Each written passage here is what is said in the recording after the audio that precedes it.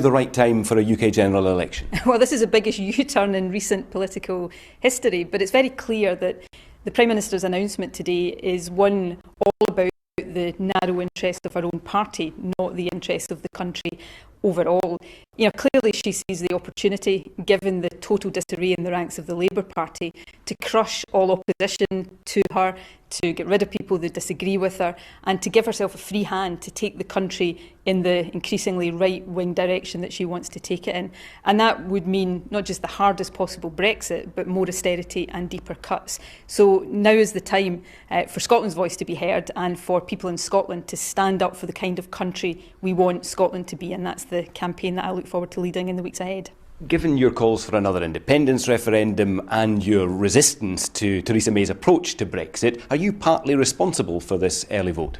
Well, I make no apology, and I don't think anybody would expect me to, for standing up for how people in Scotland by majority voted in the EU referendum, which was against Brexit at all, but particularly against a hard Brexit. Now, I think when you listen to Theresa May's statement this morning, it's that democratic opposition, which is healthy in any democracy, that she sees the opportunity to crush. And that would not be, I think, a good way forward and would not be in Scotland's interest. The question of what kind of country we want to be is going to very much be at stake in this election campaign, and whether we want that to be a country, the future of which is steered and directed by a Tory party moving ever more to the right, or whether we want the people of Scotland to be in charge. So this is an opportunity to make Scotland's voice heard and make sure that we have MPs from Scotland that will first and foremost be about fighting Scotland's corner.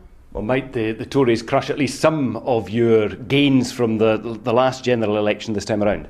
Well, we'll be defending all of the seats that we won last time around, and I'll be fighting this election to win. I think the Prime Minister has called this election for selfish, narrow party political interest, but she has called it, and therefore I relish the prospect of getting out there, standing up for Scotland's interests and values, standing up for Scotland's voice being heard, and standing against the ability of a right-wing Conservative Party to impose whatever policies it wants in Scotland. So I relish the prospect. Will you seek a fresh mandate for an independence referendum in the context of Brexit? I've got a mandate for a second independence referendum. I won that mandate at the Scottish Parliament elections last year, and of course the Scottish Parliament has since voted by majority for that position.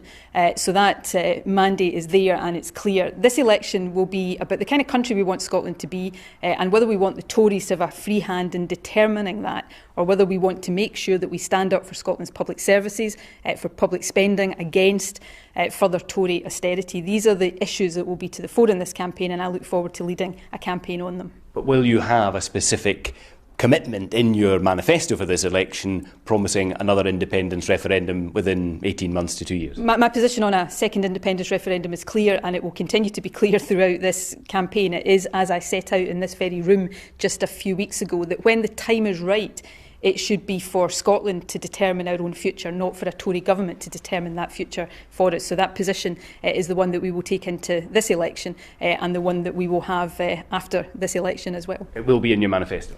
I'll set out our manifesto in due course, but the position on the referendum will be the one that I set out in this room just a few weeks ago. When will you tell us your next move towards securing the power to have that vote? Well, I had planned to do that over the next few weeks, and that is still the assumption I'm working on. Clearly, we have a development today that changes the nature and the shape of the next few weeks. So I'll consider the timing of that in the context of the election campaign, and of course I'll set out that to Parliament in due course. Can either Natalie McGarry or Michelle Thompson be SNP candidates in this election? Well, the SNP's National Executive Committee will meet over the next few days to set the terms of candidates' selection, and these matters, as well as a number of other matters, will be discussed by the National Executive Committee in the proper way. And for the record, maybe academic, will SNP MPs vote for this election when Theresa May brings it to the House tomorrow? Well, we're not going to stand in the way of an election, albeit we think it's an election called for very cynical, selfish party political reasons. But, it's clear that Labour is not going to vote against it, nor, I think, are the Liberals. But I think people will judge Theresa May on the reasons for calling this election, and that will be a factor in how people choose to vote.